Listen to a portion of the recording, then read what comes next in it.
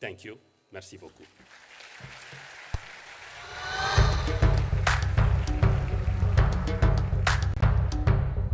March Declaration with Action. Thank you, Dr. Basinga.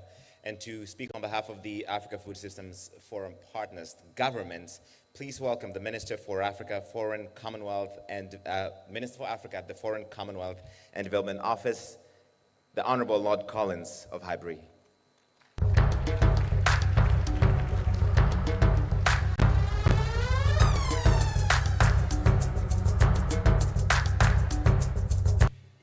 Your Excellencies, President Diomaye Faye, and of course President Kagame of Rwanda. Can I just say I am extremely grateful to both Rwanda and Senegal for hosting this event. It's an amazing event, really, really important. And I of course also welcome all of your Excellencies, distinguished guests and friends. It's a real privilege to join you once again at the Africa Food Systems Forum for the second year in a row. We meet at a time of real challenge. Climate shocks, economic uncertainty, and declining aid are affecting lives across the continent. But what stands out is Africa's response. Decisive leadership, homegrown solutions, and a renewed commitment to transforming agriculture. The Kampala Declaration and the 10-year strategy are exactly the kind of bold, African-led frameworks that can drive lasting change. And with the unveiling of the draft AFC FTA Agri-Food Trade Plan at the Council of Ministers meeting in Kinshasa, Africa is signaling its intent to shape its own future. The United Kingdom is proud to be a partner in these efforts. We are committed to a new approach to working with Africa, an approach built on long-term partnerships, mutual respect, and shared interests. By the end of next week, I will have visited 19 African countries over the last 12 months to listen, to learn, and build enduring partnerships with people around the continent. Across all of our consultations, we've heard a clear message. Countries want to diversify economies, get more value from natural resources, and build resilience to global shocks. We've also heard the desire to make sure people feel the benefit, especially through good jobs, productive sectors like manufacturing and agri-businesses. The United Kingdom welcomes these ambitions and is ready to support them. We've already started work and look forward to sharing more later this year. We also want to help Africa meet growing global demand for food. For example, British international investment has invested close to £32 million, including via AgDefco in cashew processing in Côte d'Ivoire. This is helping 230,000 farmers and creating close to 3,500 jobs.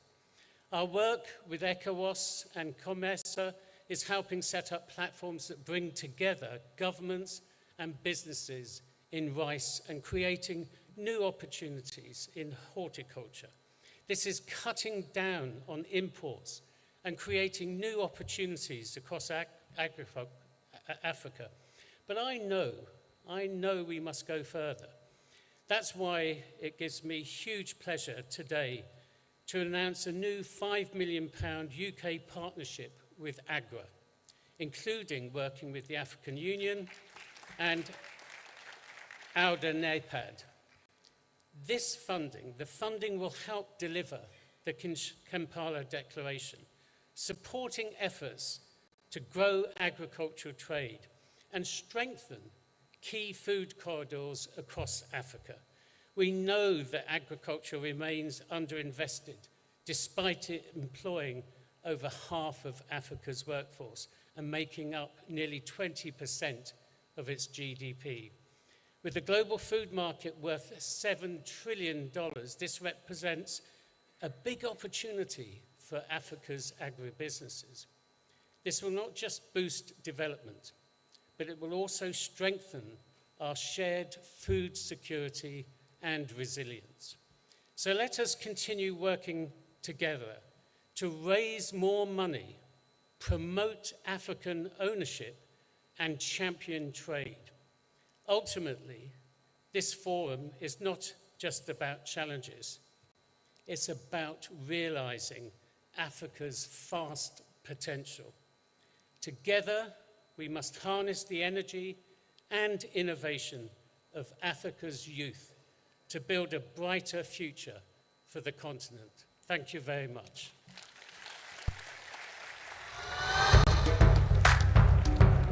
Thank you, Honourable Lord Collins, and thank you very much.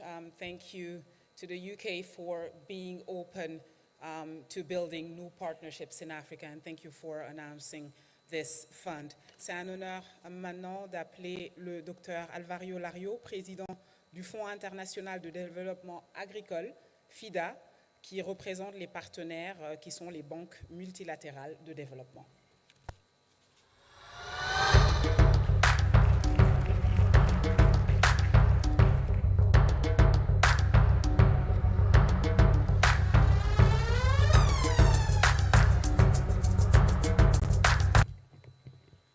Good morning, everyone. Your Excellency, President of the Republic of Senegal, Your Excellency, President of Rwanda, honorable ministers, dear friends. Let me start by thanking Senegal for hosting this forum, to the people also of Senegal for the warm welcome and also for the leadership on the agenda of food systems. I would also like to thank especially the Republic of Senegal for its leadership in the global water agenda. I mean, we all know about the importance of the link between climate shocks and food systems, so we're very happy about their convening and hosting with the United Arab Emirates of the high-level 2026 UN Water Conference next year.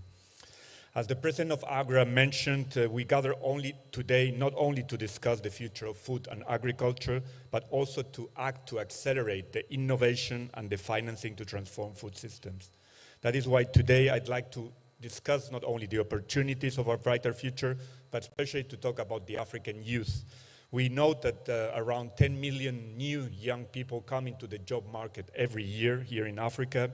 And today more than 2/3 of the African youth are employed in food systems, whether formally or informally.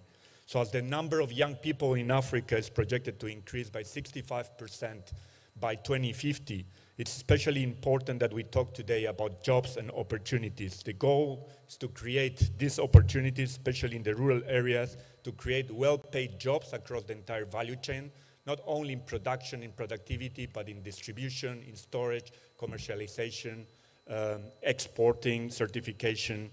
So jobs are created across a number of sectors, and this relates also to infrastructure, to energy, and this is very important. It's not only about production. We also have a lot of opportunities through the New Africa Continental Free Trade Area. We have today the African Agriculture Commissioner, and we know that it's at the top of the agenda of many of the leaders. So in Africa, these returns are very compelling. We talk about investing in Africa's food systems as a way of transforming the future of millions of young people whose lives and livelihoods depend on them. Let me share an example of how this looks like here in Senegal, through some of the investments that we have had together with the Minister of Agriculture, Food Sovereignty, Livestock and African Development Bank. Over the last 5 years, it has supported the entrepreneurial ambition of thousands of young people in rural areas by providing them with skills, tailored finance, access to markets, and also decent jobs, as I mentioned, which are changing the lives of thousands of people. This is an example of the young participants in this type of investments. They are currently earning 2 to 7 times the national minimum wage. And this is what transformation and a powerful example looks like. When we talk about MDBs and we talk about the importance of multilateral development banks, it's very clear that we also, all of us and financial institutions, need to change the way that we design, the way that we bring, especially and incentivize the private sector. And the private sector is, when we talk about private sector, it's about the local private sector, about the micro enterprises that really need the access to financing, and how we can embed that into national investment programs. For us at IFAD, it also means how we collaborate with the public development banks, the agriculture development banks, the land banks, and across the MDBs, how we can come together across country platforms. But the private sector, as I mentioned, is also about global companies that can come to Africa. Recently at TICAD, in this 2 weeks ago, we brought a number of investments to Rwanda, actually, to Tanzania, to Nigeria, from global Japanese firms, and this is what we would like to also see across the entire financial sector, how we can support many of these investments. Recent geopolitical uncertainty cannot also change the way that we are looking into the investments and the vision of transforming African food systems. Evidence-based investment have shown us what works, so now it's a time to redouble our efforts at scale and speed and together. And together means across a very different number of partnerships that are here also today. That means across government, civil society, multilateral development banks, public development banks, private sector, farmers organizations, academia, and youth organizations. So let's continue working together and let's make it happen. Thank you for your attention.